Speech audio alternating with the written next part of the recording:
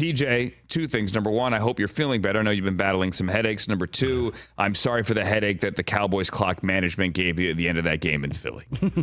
I mean, I heard it was a good game. The migraine made it so I couldn't really watch the game. It's a good thing you didn't watch the game. It seemed like a good game from what I heard. It was a good game. It was. It was a great game. And I'll say this. And Andrew, not to interrupt, it seems to me please. that football penalties now seem to be...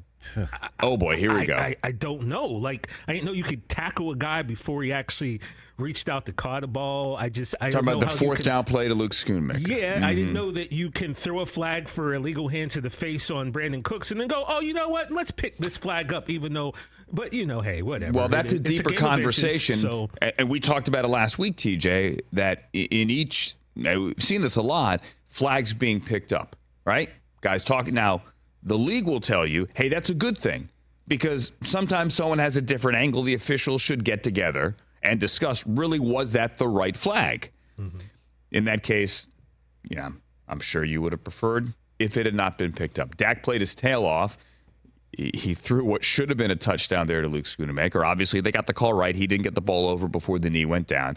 The 2-point conversion, he almost got it in, but he had stepped out of bounds. But at the end of the game, the Cowboys mismanaged. Those are the things that the Eagles, the little things, do right at the end of games. The Cowboys do not get them right at the end of games. Compare and contrast, and credit to Mike Florio here, Pro Football Talk, he pointed out, both the Texans and the Cowboys got the ball back with 46 seconds to go, needing to drive down the field and get the ball in the end zone yesterday. C.J. Stroud did it. Dak Prescott did not. Now, to that point, Dak had played an amazing game. He got them to the 6-yard line. There were some Eagles penalties, TJ. Mm-hmm. I'm sure you heard those with your eyes closed.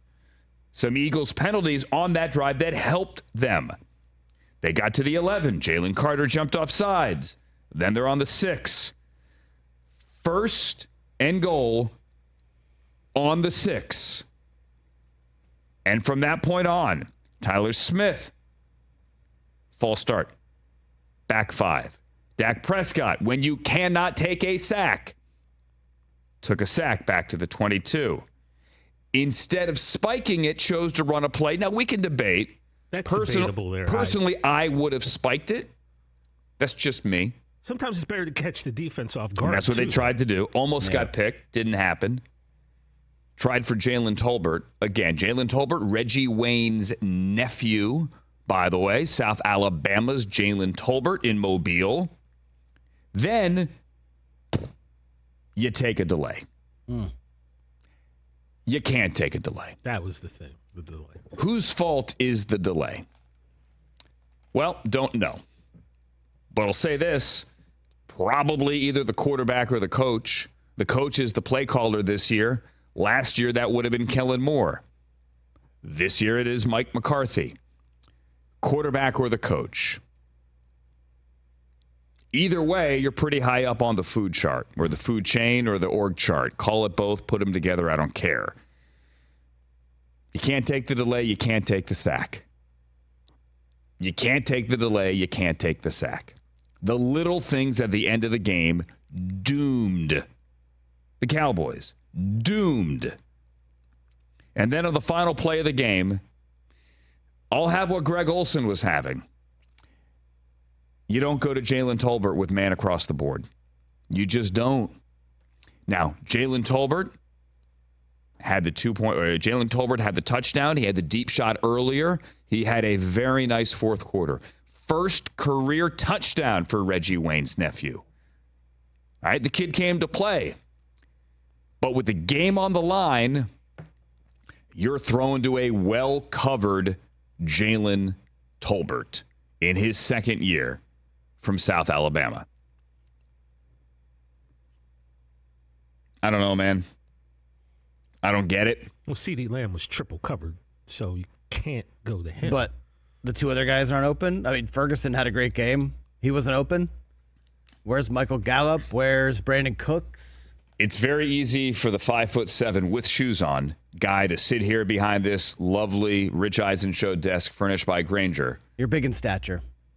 Oh, I'm 6'3" on TV. Yeah. When not standing next to people that actually are 6'3". It's very easy for me to say you don't throw the ball where you throw it. I'm going to echo, as I said, what Greg Olson said, who knows far more about this than I do, has forgotten far more about this than I ever will know. If I'm a Cowboy fan, let me just put it this way. It does not in any way change my belief about how January will go for this team. Because we know how January usually goes for this team. If you were to look at the standings right now in the NFC, you know what the Cowboys would do? If the playoffs were to begin today, which they don't. Say that for the 100th time. The Cowboys would go to San Francisco. Do we think it would go any differently? Recent issues for Brock Purdy and the defensive line and getting sacks and everything aside, do we think it would go any differently? Show of hands. Nope. I mean, we talking about the Niners that beat us or the guys who are on a 3-game losing streak? As I said, regardless of the way it's going now. You could go regardless. Okay. I think it can.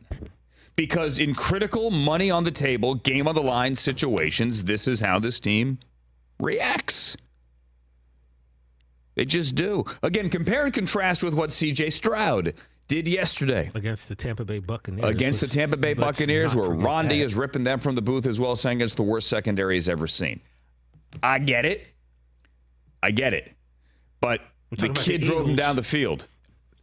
I get it. It's the Eagles, and they're on the road, and their secondary is decimated by injuries right now. But And they were dropping like flies during the game. Look at C.J. Stroud's weapons compared to Dak Prescott's. Tank Dell. Nobody ever heard of him before the season. Former Tank Cowboy. Dell's a rookie. Tank Dell's a very talented rookie who was highly regarded. He wasn't a first-round pick, but yeah. Okay. Yes, it's not Brandon Cooks and CeeDee Lamb. Look at all the money the Cowboys have on their offensive weapons, and look at the Texans. So how did we get to the point where we're comparing the Cowboys and the Texans? Oh, I'm just going off a Florio tweet right here, who noted the symmetry that both of those teams got the ball back, needing to drive down the field with limited resources and 46 seconds left. One of them did it, one of them didn't. Look, I thought the Cowboys were scoring. Like, they get down to the 6, like, oh, boy. Yeah, buddy. I wasn't necessarily rooting for him. I'm rooting for a great ending. True story. I do not have a dog in this fight, a horse in this race. Truly don't. I'm not a Cowboy hater here at all. I'm not. Just thought it might end differently. I wanted them to prove us wrong after all these weeks I mean, look, and as a years. football fan, you just want to be proven I want to see them win one of those games. Yes. Because it's better for all of us. Conventional wisdom is, how are they going to blow it? Mm-hmm. Do I want another week of Eagles? Oh, no, they're on a bye this week. Another week of the Eagles fans and media going, shouldn't have been this hard. Why is it so hard? Why aren't we blowing people out? Man, this team has so many flaws. Well, we'll take it as another ugly win. I don't want that. I would love the narrative to be flipped. Right? Catch the Rich Eisen Show every single day on the Roku channel, 12 to 3 Eastern, for free.